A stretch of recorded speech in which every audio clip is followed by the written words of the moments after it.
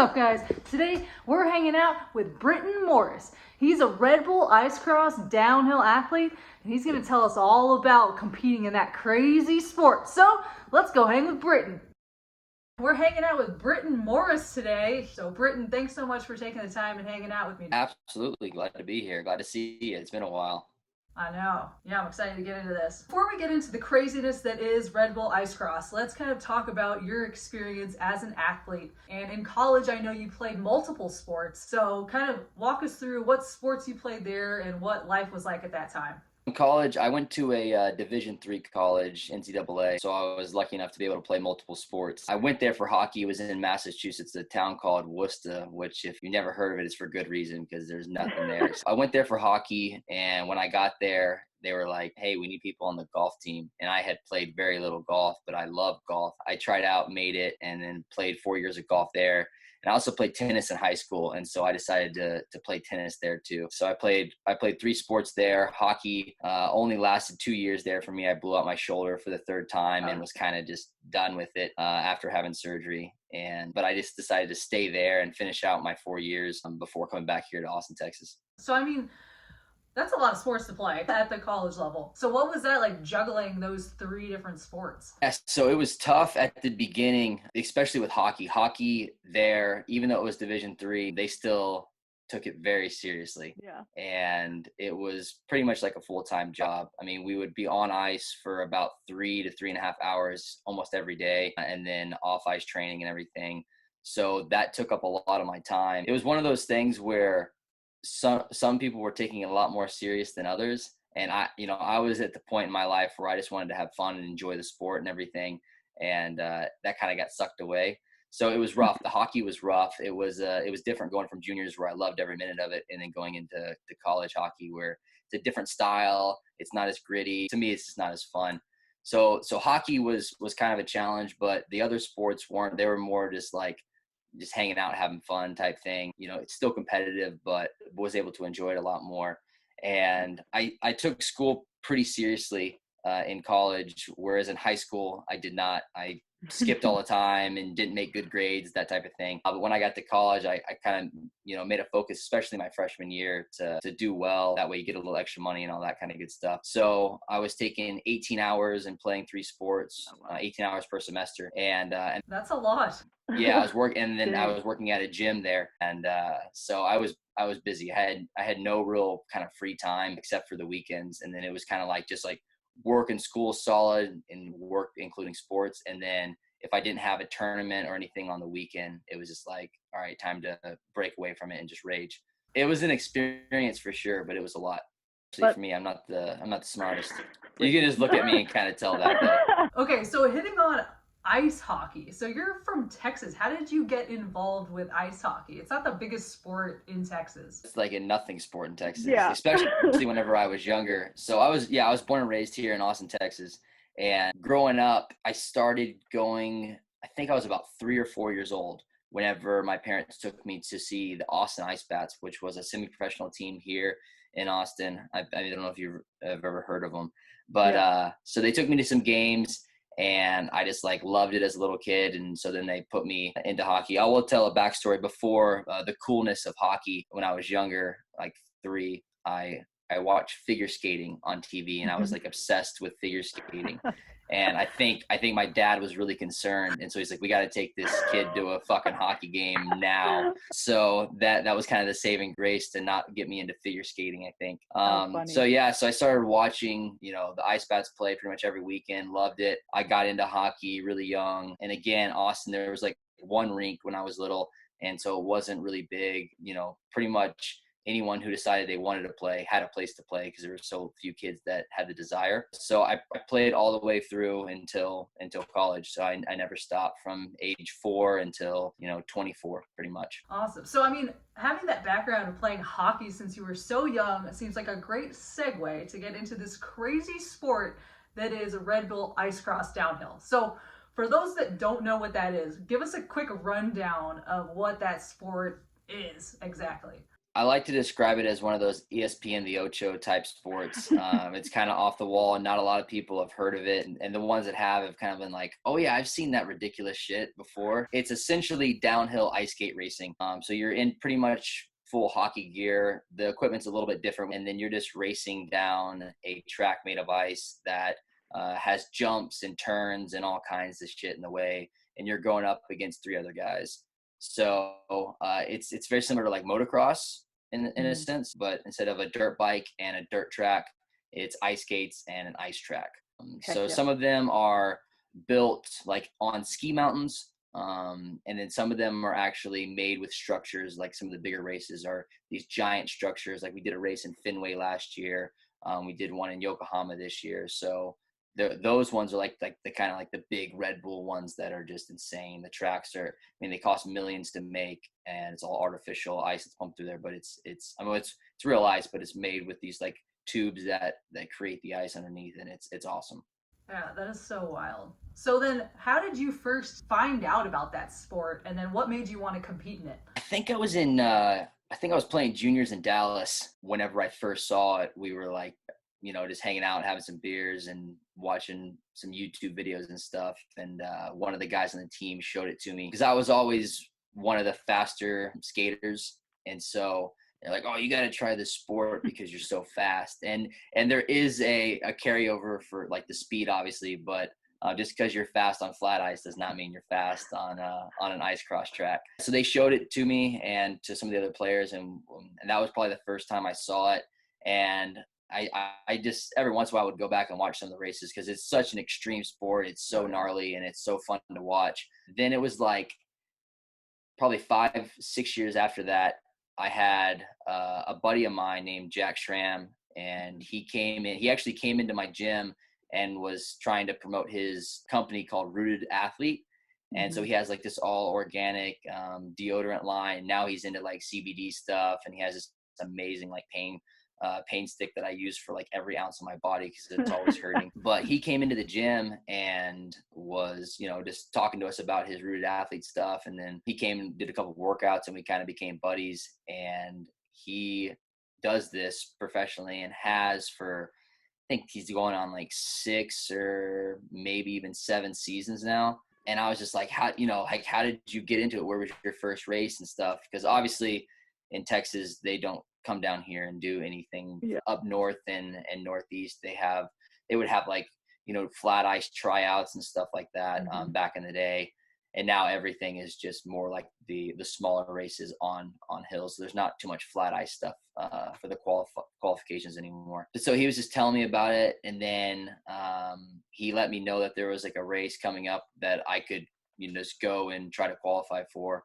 And it was in Minnesota. So I went and felt like a kid that learned to skate, honestly, like my first time. Because again, I'm from Texas, and I've never played pond hockey. I've never skated on anything other than just a rink. And so the ice is very groomed. Even after being torn up after a hockey game, it's still, pretty smooth and stuff. And so you get on this ice, and not to account for the jumps or anything, but it's so uneven. It's so like bubbly and just huge chunks missing out of it. And so you get on there and your balance is all wrong. And like I said, I've skated my entire life. So I thought for sure, I was like, oh, I'll be able to skate down this thing. I mean, I'm not expecting to win the race, but I'll be fine. And that was definitely not the case at all. It was actually the first few times I was like, what the fuck am I even doing here? This is horrible. I got myself into something that I cannot do. And then the first time I hit a jump, there was these 2 rollers, and they were probably about, 15, 20 feet apart. And you can just like kind of go over them, or you can try to gap them and go basically jump from one to the other. And as soon as I like built up the courage to just say, fuck it and go for it. And I cleared that, and I didn't land it. I crashed, but as soon as I had that feeling with that jump, it was just like, it was all over from there. I was like, oh, I love this. And then I also built up the confidence and everything. And so that was my first one. That was 2 years ago. Right on. So based off that first experience and understanding like what the course is like, How did you start to actually really train to compete in that sport? Like, what was the training like? The training for me was a lot of skate park sessions. Oh, and then that was based on advice from all of the guys. Like everyone in the sport is super open to helping you out, and they want to get, you know, new people involved and everything like that. So they all recommended like the best way to train. You have to eat, well, obviously being on an ice track, but there's not many of those Right. around me, especially, but they're not really anywhere. So the next best thing is the skate park, because you have to get a feel for the jumps and how to control yourself and how to gain speed on the slopes. And basically ice skating is great, but I really think that like rollerblading on a skate park is the best way to train. So obviously I still did some, you know, ice skating work and some flat ice stuff, but I would say the biggest focus was on the skate park. And I didn't really learn that and take it seriously until this last season, which was my second one. My first season, I maybe hit the skate park like 2 or 3 times. And I because I didn't have rollerblades, so I bought some $30 rollerblades off of Amazon, some pre-owned ones, and I hit the skate park, and it was a lot of fun, but I didn't take it that seriously. I kind of just went out there and hit some jumps and woohoo type thing. So I struggled pretty hard my first season because of that. Just didn't feel comfortable on the tracks, didn't feel comfortable with the jumps, anything like that. Yeah. This season I felt a lot more comfortable, and I contributed directly to spending a lot more time at the skate park. The other biggest thing in my training, as far as like the on ice or the skate park stuff, was working on my starts, because that's such a crucial part of this sport. If you can get out in the lead, you look at some of the top guys like Cam Noss and stuff, and he's always out in front right at the beginning. There's a lot of mayhem that goes on in these races. And if you're, you know, because it's 4 guys and the tracks are very narrow. So if you're right there with all the other guys, your skates are clipping, you know, you're hitting each other, you're cutting each other off into the boards. If you can distance yourself at the beginning, then you have a huge advantage to be able to just kind of get away from the mayhem that is in pretty much every race. My favorite things to post are the crashes, and I got to be involved in a pretty good one this season. Yeah, well, tell us about that. What was that crazy crash like? What happened? First race of this season was in Wisconsin at this resort called Mount Delac. It was a 500 race, so it was a pretty big race. Like all the big dogs were there, and I made it to the quarterfinals, which I was super pumped about. I had a really good start. I kind of got out in the front. It was me and my buddy Kale. He was not next to me, but one over, and we kind of both got really good starts and got out. And then right after you start, there's like a long stretch of flat ice kind of downhill, and then it's like 4 rollers that you go over. I'm still not, you know, that experienced with the sport, so I struggle on certain features and things. And if you watch the video, I have it on my Instagram, and it's on like Red Bull TV and stuff. But I'm just like out of control the whole time, like trying to get. I'm like on one skate, and the guy next to me, Bergie, he was like, when he was striding, he was kind of like, you know, just giving little love taps. And it kind of, you know, it was a really good move because it kind of got me off balance and stuff. And then he kind of passed Kale and I. And then I ended up right behind him before this first jump. And it's probably about a 25, 30-foot gap in between there. Yeah. I hit the jump, and it was kind of blind because he was right in front of me. And so you can't see your landing. And then when I went to go down, I hit the front of my skates on the top of the jump. And then Kale actually did the exact same thing. And so we both just slammed face first. And then he got up like a pro, and whenever I went to get up, you know, I took an edge and I just slammed right into the boards and fell down again. And then I was out of the race. Again, making it to the quarterfinals in the first race was awesome, and getting to experience a good crash was fun too.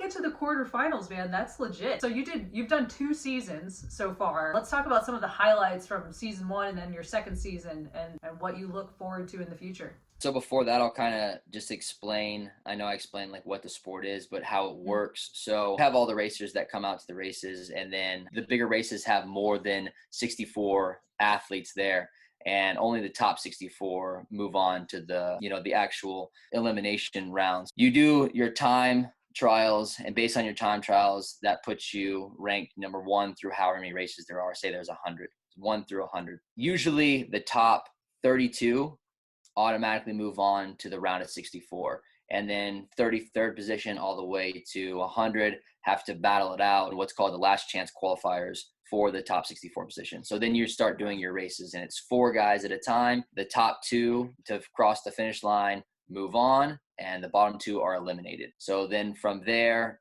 they get the final 32 that go into the top 64, and then it's the same thing. It's 4 racers, and then you move on top 64, then to the top 32, then to the top 16, top 8, and then the final 4. That's how it goes. But as far as the last couple of seasons, it's been wild. It's one of those things where I came into it with a lot of confidence, just based on my background and my speed and everything. And like I said, that confidence was shook pretty early.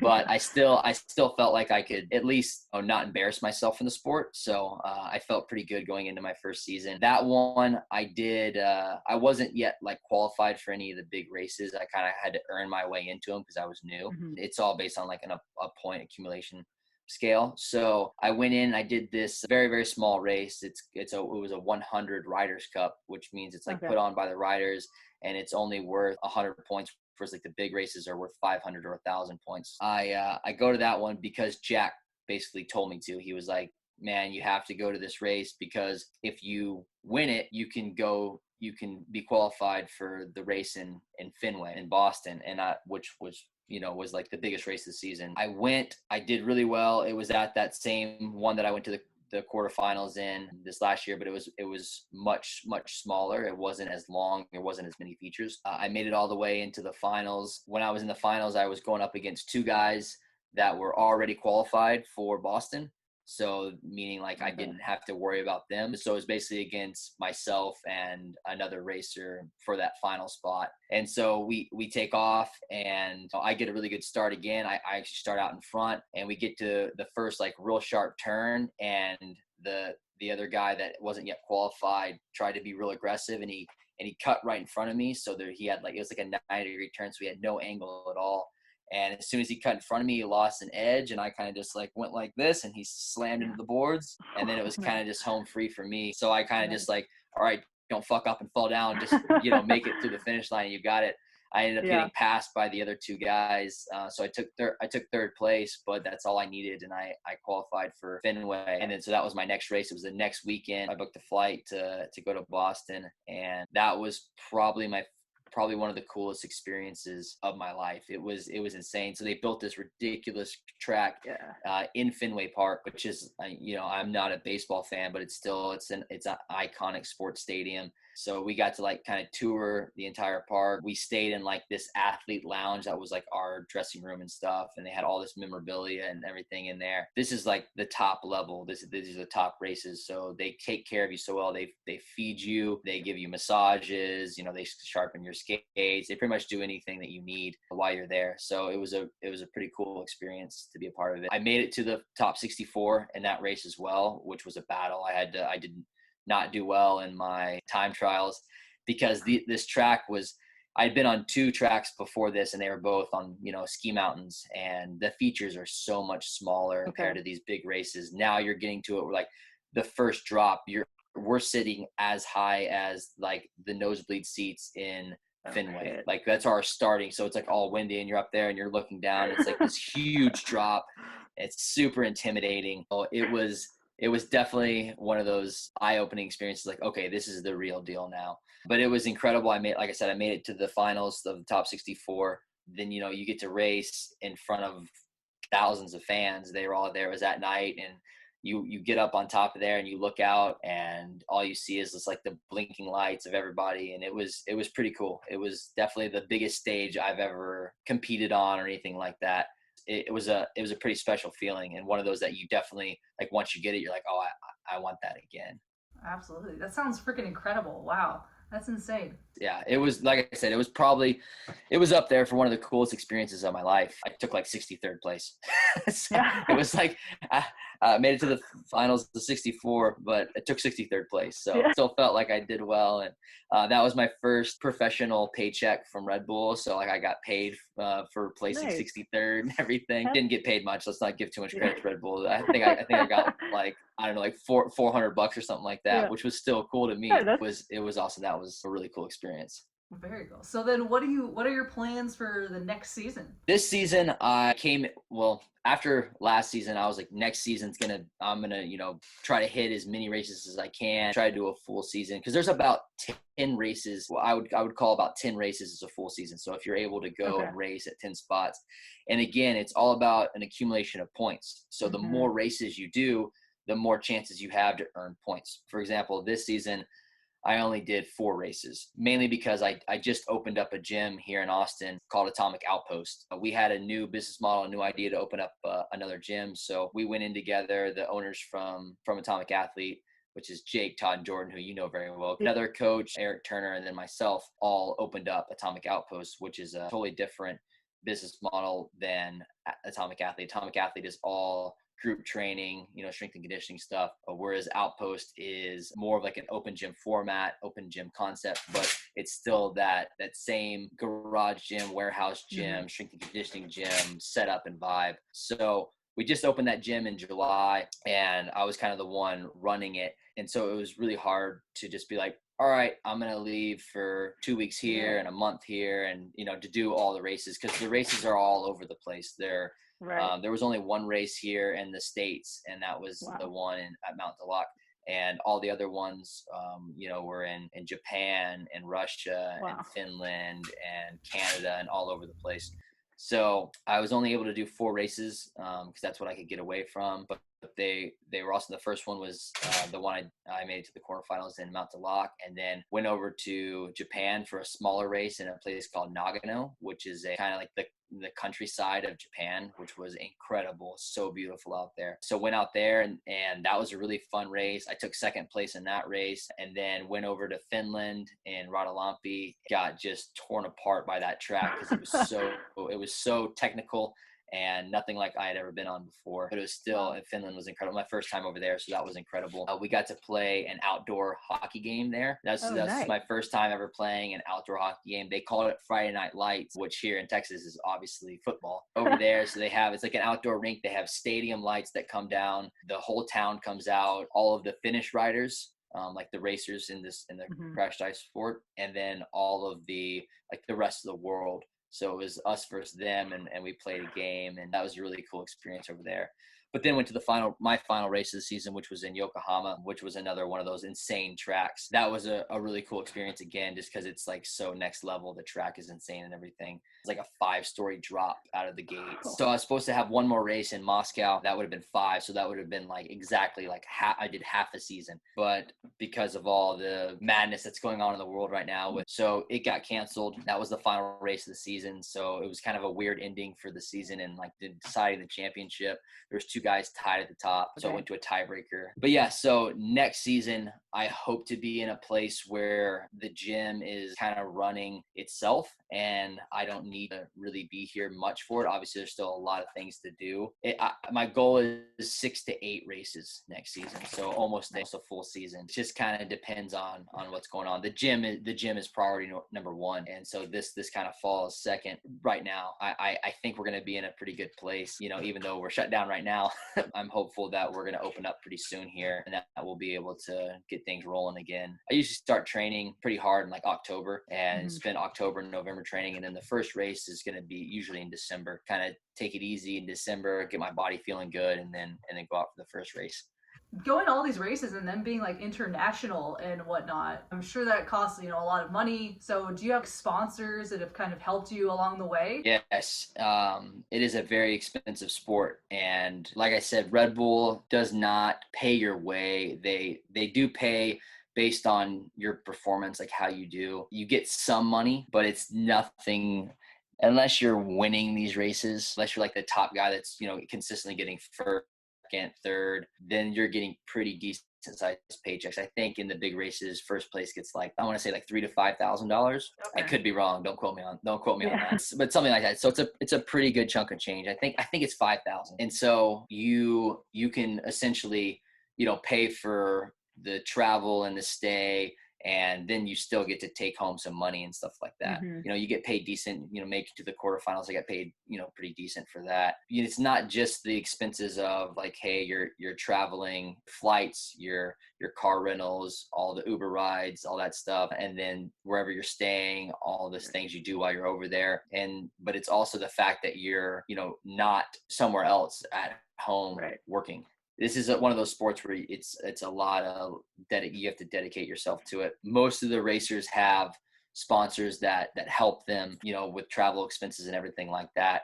And I'm fortunate enough to be surrounded by some incredible people that own businesses and want to support me. For my first season, I had some sponsors. Then some of the bars in Austin, I have a buddy named Matt Lucky who owns pretty much every bar imaginable in Austin.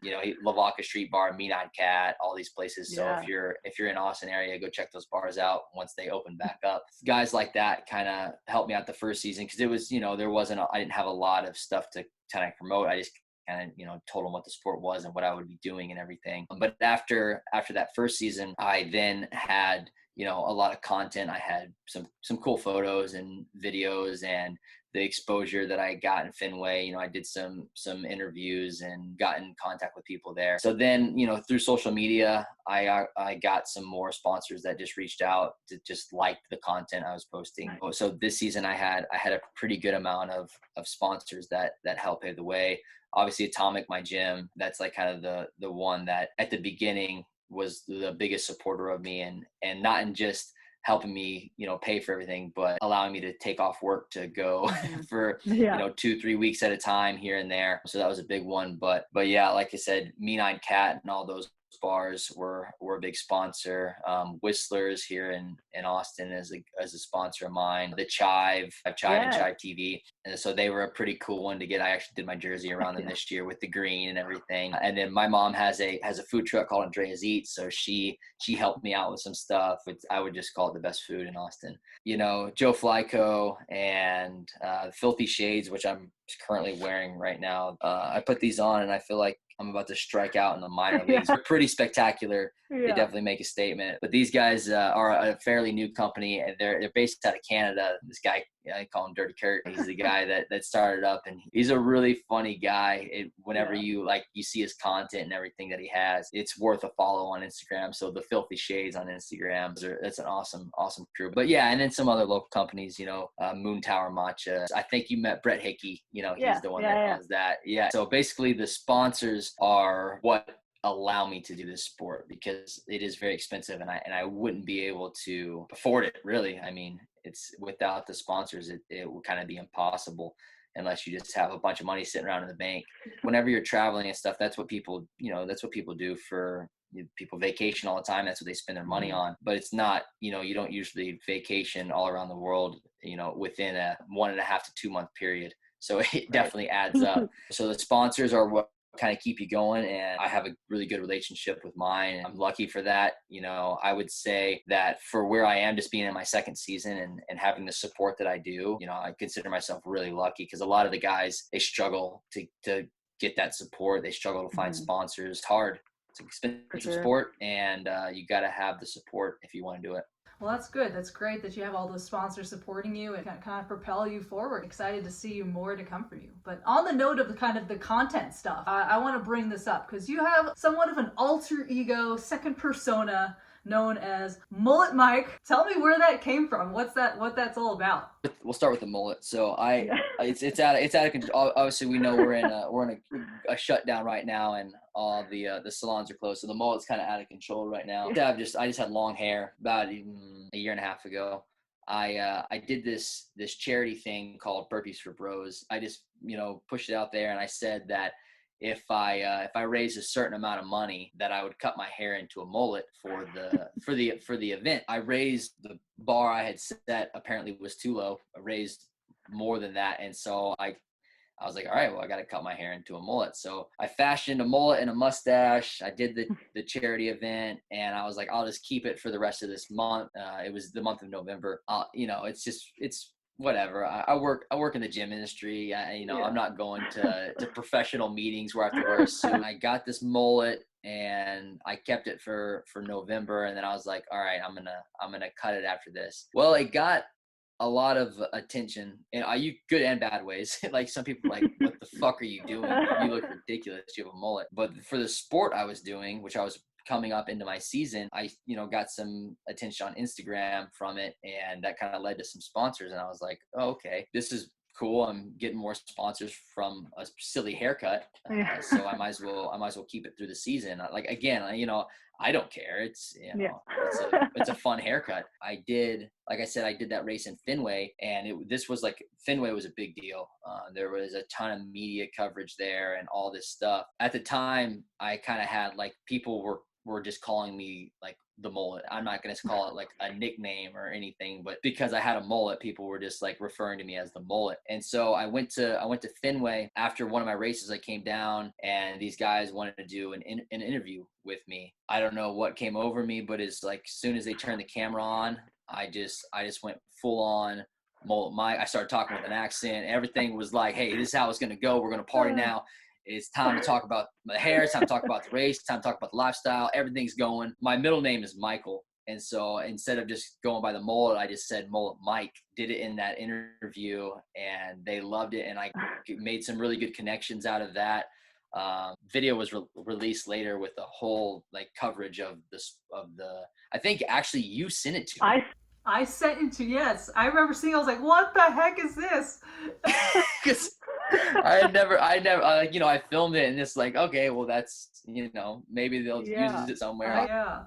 I remember that. It was you sent it to me, and you're like, watch minute like 13 or whatever. And I go to it, and sure the hell enough, there's Mullet Mike looking like a jackass on camera, just going off. That was like my first kind of like Mullet Mike. That's where he was, I guess, introduced, because there's not many racers in this sport that are from Texas. I might be the only one. Jack lived in Texas for a while. I think he's from New York or New Jersey, somewhere out around there. But he lived here for a while, so he kind of claims it as home. But I don't know that there's anyone else, any other racers that are from Texas. So I thought that it would be one of those things that it kind of separates me from the herd, because you whenever you do interviews and stuff, you get a lot of the same type of stuff.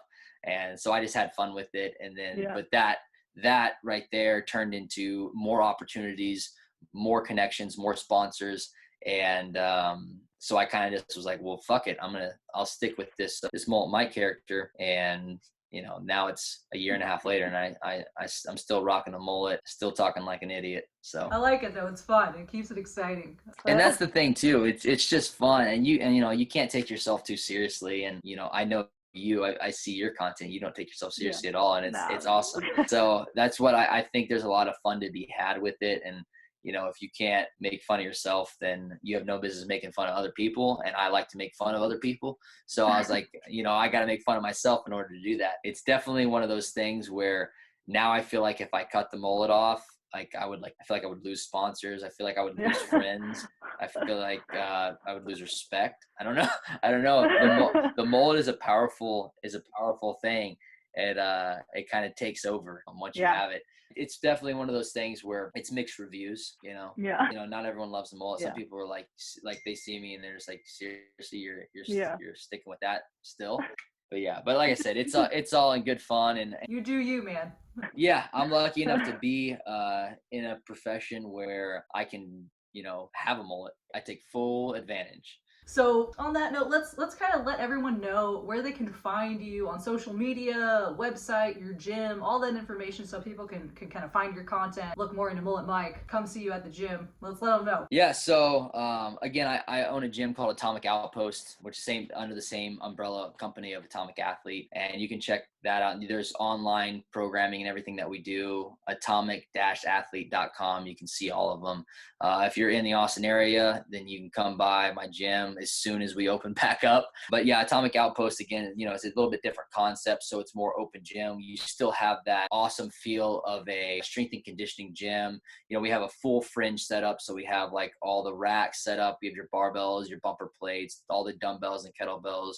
rowers and bikes. We have an awesome outdoor area in the back with turf. It's a really cool spot, and it's very nice and very clean, but you still get that kind of gritty feel. You get access to our programming whenever you train there, but it's one of those come whenever you please. Basically a system called Kisi, and it's an app on your phone. You just walk up to the door, the gym's all locked down. You just hit unlock. It lets you in, come in, do your own thing. You can follow our programming. You can follow your own programming, play your music, do whatever you want. And then when you're done, lock up and leave. It gives the biggest thing that we found with our other location was athletes weren't able to make it in, so they didn't have the time. So this gym really gives you your time back, because you can come in whenever. We're open 5 a.m. to 11 p.m. Come in whenever, do your thing, and get the fuck out of there and go on with your life. So I think time is one of the most important things that we have. So to be able to, give that just a little bit of it back to you as our athletes, then we feel like we've created something pretty cool here. But it's for anybody that wants to come. So yeah, so that's the new concept. It's been awesome, and we're ready to get back open. So as soon as we do, if you want to come check out Atomic Outpost. And then as far as Mullet Mike, you can check him out on the gram. I go under the Instagram handle @NotSoGreat_Brittan. You get to see some of the Crash Dice stuff, some of my gym stuff. That's where you can see me. And if you need to reach me, my first name Brittan, Brittan @atomic-athlete.com. If you have any questions about the sport, if you have any questions about programming, if you have any questions about mullets, that's where you can come and talk to me and get the information, get the goods. Nice. So before we close this out, let's leave people with one last piece of Brittan Morris advice. I'll leave them with some Mullet Mike advice. And that's, you got to be shitty to get better. What I mean by that is you can't be great at everything the first time you do it. More than likely, you're going to fucking suck at it. But that's part of it. You got to be shitty to get better. So just don't, whatever it is that you want to do, just go out and do it. Don't be worried about how bad you're going to be at it, anything like that. And just keep pushing through, whether that be fitness. A lot of people are intimidated by the gym because they're like, I'm out of shape, I don't want to go in there. But with us at Atomic, we don't judge people based on their performance. We judge people based on their effort. So it's like, are you going in and are you putting in the work? I respect that much more than someone who half-asses it and gets first place. Someone who gets last place but work their fucking ass off. Don't be afraid, no matter what it is in life, to suck at things and be shitty at things, because you got to be shitty to get better. Hell yeah. Solid stuff, man. Solid stuff. But Brittan, thank you so much for hanging out with me today. I really appreciate it, man. Absolutely, Raechel. I enjoyed it, and hope to see you soon.